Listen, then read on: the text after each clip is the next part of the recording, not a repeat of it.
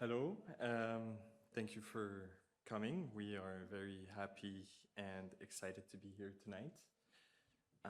The Grensen Europan brief is part of a wider conversation in preservation and how and when is it necessary, or even if it is necessary, to demolish and start from scratch.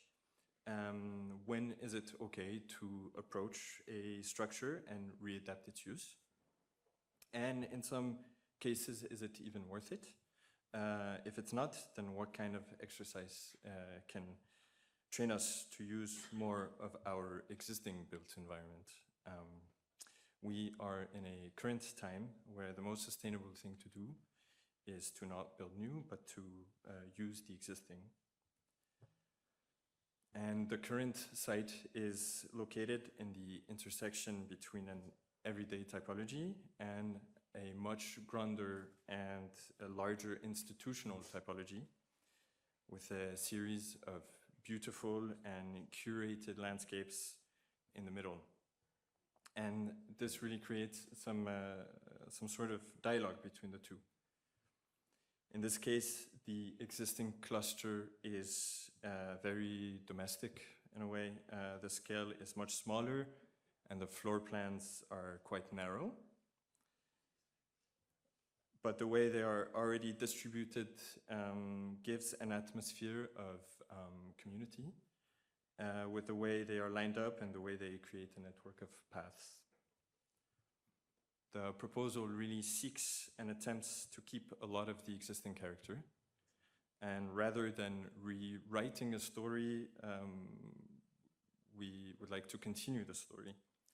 And the intervention's goal is to create a universal accessibility and to insert the program of having a living lab into what was originally meant for domestic programming. And creating the potential for a place for the staff, students and locals to use all year round, even in the winter.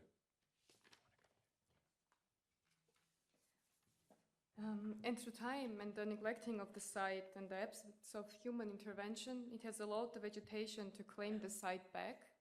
It feels that currently, in its existing form, the landscape has taken over and has a priority over the site. And our attempt was to keep that in mind and actually have a space for the landscape to continue over in the winter season, where the people and the landscape can coexist under a controlled environment.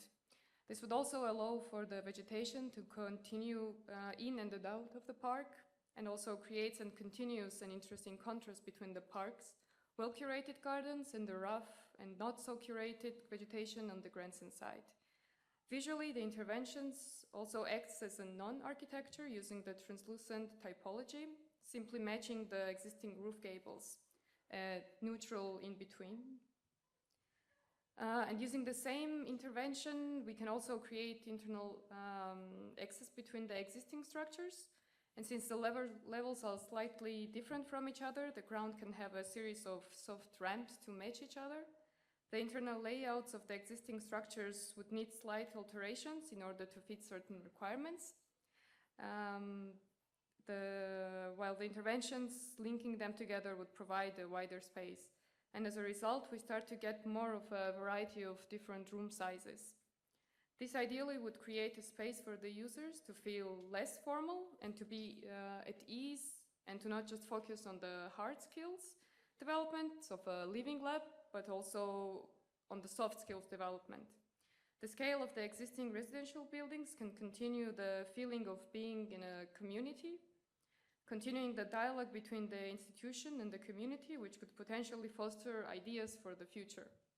With that being said, the proposed living lab transcends its physical realm and extends into a metaphorical living lab. Thank you very much.